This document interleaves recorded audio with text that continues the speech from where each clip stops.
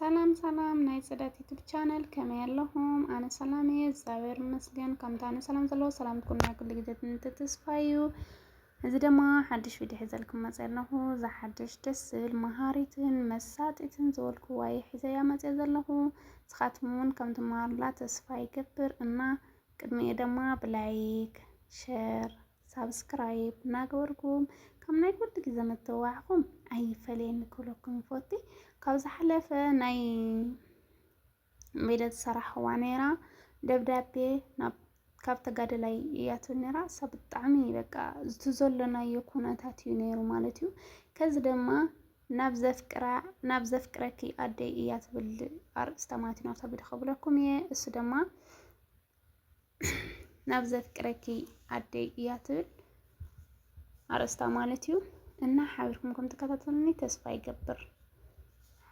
ናብ ቪድዮ ከብለኩም ማለት እዩ። ናብ ዘፍቅረኪ ኣደይ ህይወት ፍትሓዊት ተትኾን ነይራ ሎሚ በይነይ ዘይኮነ እዚ ዝገበርክዎ ገበን ንክፍጽሞ ዓብዪ ኣስተዋጽኦ ብምግባርኪ ክልቴና ኢና ንሞት ክንፍረድ ዝግብአና ነይሩ በላ። ትዝክሩ ዶ ብኸመይ ስርቂ ከም ዝጀመርክዎ በላ። ገና ህፃን እናሃለኩ ናይ ዓብዪ ሓወይ ከረሜላ ሰሪቀ ክበልዕ ትዝክርዮ ዶ ኣደይ በላ። ኣደይ ካብ ጎረቤትና ዝሰረቅክዎ መጻወቲ ኣቑሑት ናብ ገዛና ኣምጽኤ ክሓብኦም ከለኹ ኸ ትዝክሪ ዶ ኣደዋይ በላ። ወዲ 12 ዓመት ምስ ኮንኩ ናብ ሳማ ዓርከይ ኩዕሶ ሰሪቀ ኣብ ትሕቲ ዓራት ሓቢአያ እንከለኹ ምስ ረከባ ርኢክያ ንስኪ ኣይረአክዋን ክትብል ተለኽከ ትዝክርዮ ዶ ኣደይ በላ። ወዲ 17 ዓመት እንከለኩ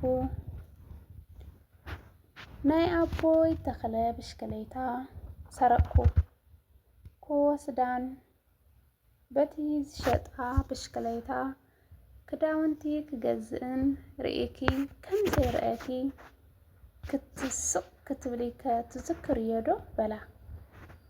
ትምህርቲ ገዲፈ ፍቓዱ ከውለል ክብል ባባ መሰምዐ እንተዘይቀተልክዎ ኢሉ ክገለገል እንከሎ መምህራነይ ሓስዮም ከም ዝኾኑ ትምህርቲ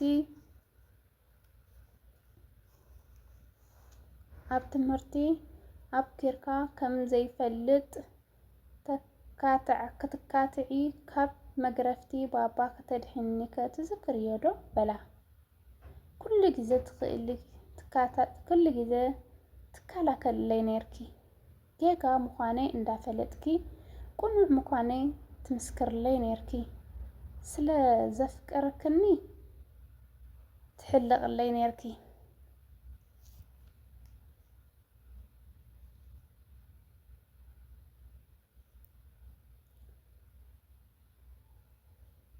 ስለ ትፈትውኒ ትከላኸለለይ ነርኪ ፍቕርኺ ግን ንከይትእርምኒ ገይሩ ናብ ጌጋ መንገዲ ወስድኒ ነይሩ በላ።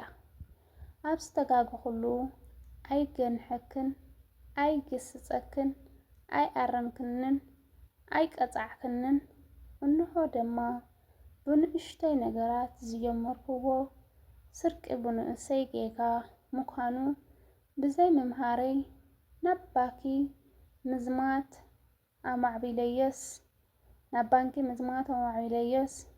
ኣብ መሳርሒ ስርቂ ህይወት ሰብ ኣሕሊፈ ንሞት ተፈሪደልኪ ኣለኩ። እዛ ደብዳቤ ኣብ ጽሕፈላ ግዜ ኣነ ኣብዛ ዓለም የለኩን። ብንእሰይ ቁኑዕ መንገዲ ከም ዝሕዝ ዘይምግባርኪ ዝተረፈ ዕድመኪ ክሓተኪ እኪ ኣደይ ንእስነተይ ብዘይ ምጽባቑ መፈጸምታ ኣይጸብቕኩን ብዙሓት ኣዴታት ከም ዝናትኪ ጌጋ ከይደጋገማ ግን እዛ ደብዳቤ ክጽሕፈልኪ እየ በልክዋ በላ እሱ ክጽሕፍ እናሃለ ብንብዓት ዝተሓወሰ ብብኽያት እንተሓወሰ እየ ዝጽሕፍ ኣለኹ።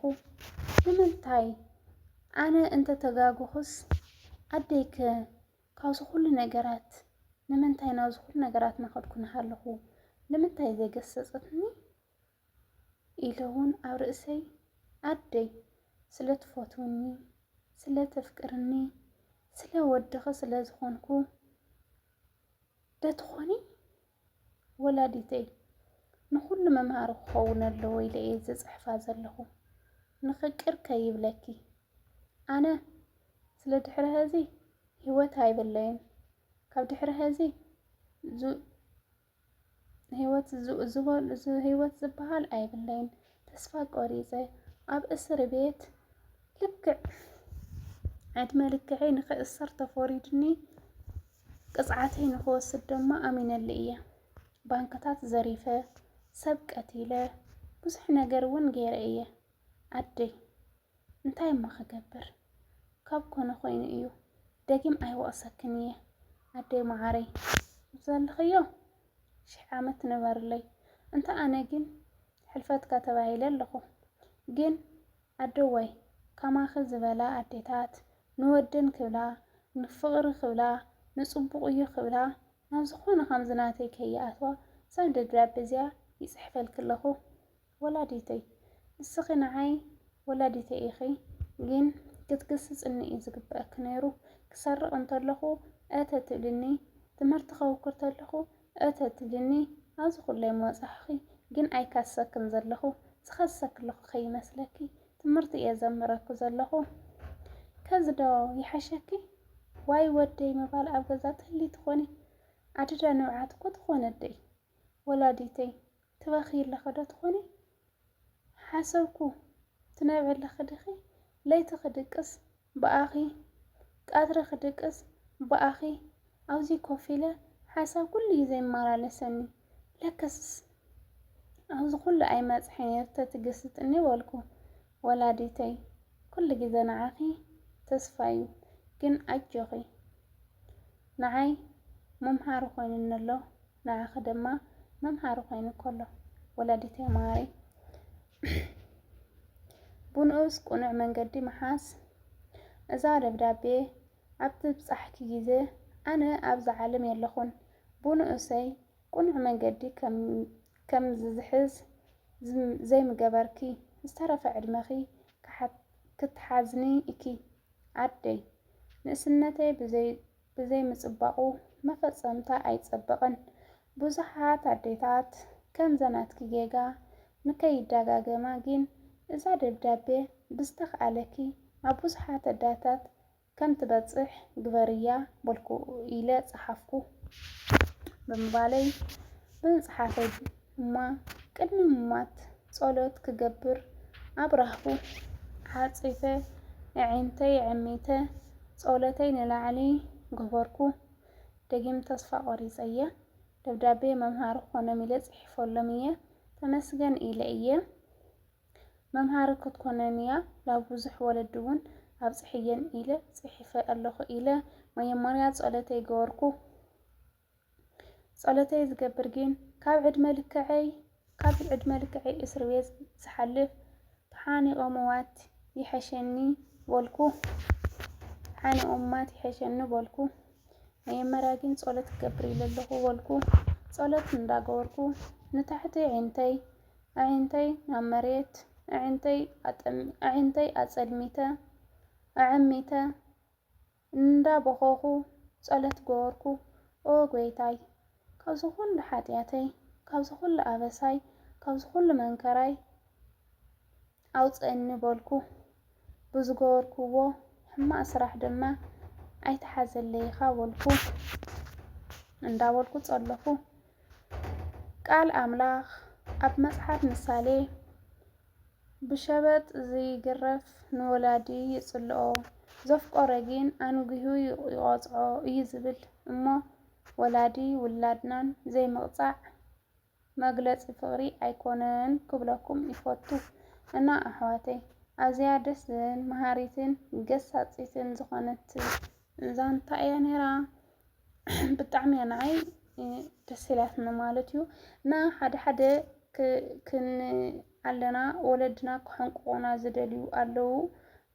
ብዙሕ ሕንቃቐታት ንሕንቅቕ ኢና ግን ሓደ ጊዜ ኣብቲ ሕንቃቐ ናብ ዘይኮነ ነገራት የእትየና እዩ ማለት እዩ። ናብ ዘይኮነ ነገር የእትየና እዩ።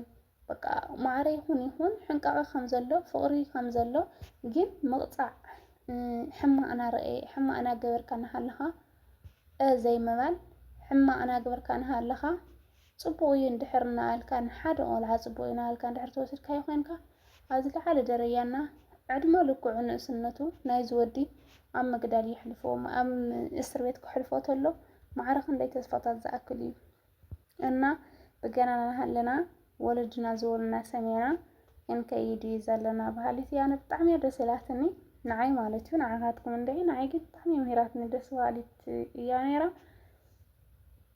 እና ንዓኻትኩም ከም ትመሃሩላ ተስፋ ይገብር ማለት እዩ። ከምዚ ናይ ኩሉ ግዜ ምተባዕኹም ከዓ ላይክ ሸር ሳብስክራይብ ኣይትረስዑ ኢኹም ከምኡ እናገበርኩም ኣታውዕነይኹም ኣብ ናይ ካሊእ ቪድዮ ክሳብ ንራኸብ እንዳሕናኹም ይብለኩም ፈቱ ግን ላይክ ሳብስክራይብ ኣይትረስዑ። ደሕና ሁኑ ይብለኩም ፈቱ።